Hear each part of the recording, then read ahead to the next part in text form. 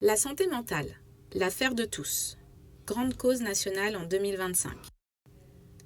Et si on vous disait que nous avons tous une santé mentale, qu'elle peut varier tout au long de l'année, comme notre santé physique?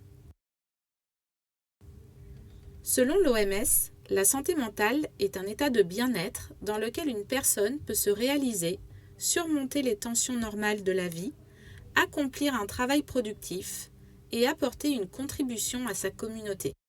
La santé mentale ne se résume pas à des facteurs individuels.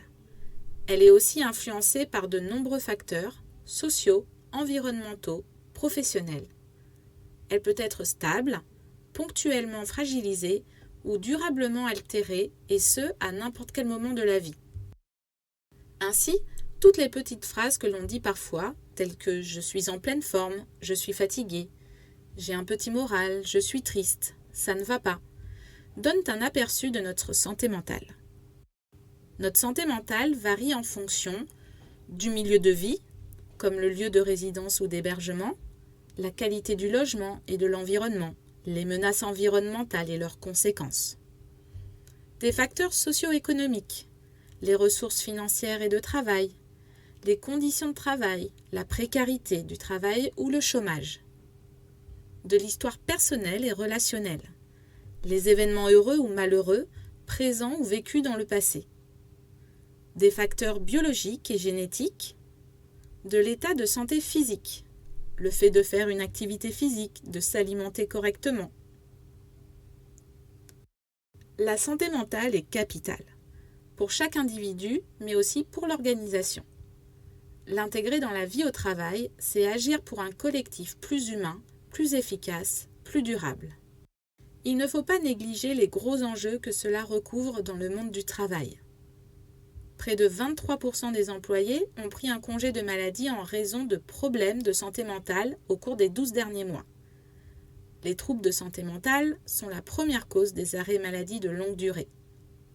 Plus d'un quart des Français consomment des anxiolytiques, des antidépresseurs, des somnifères et autres médicaments psychotropes. La dépression est l'un des troubles les plus répandus puisqu'elle concerne environ 15 à 20% de la population générale sur la vie entière.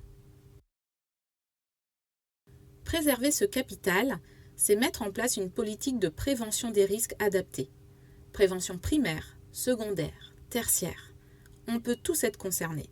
La politique handicap fait partie de la politique de prévention en ce qu'elle permet de lutter contre les stéréotypes et risques de discrimination, de prendre en compte et réduire les conséquences du handicap et de favoriser l'expression de toutes les compétences.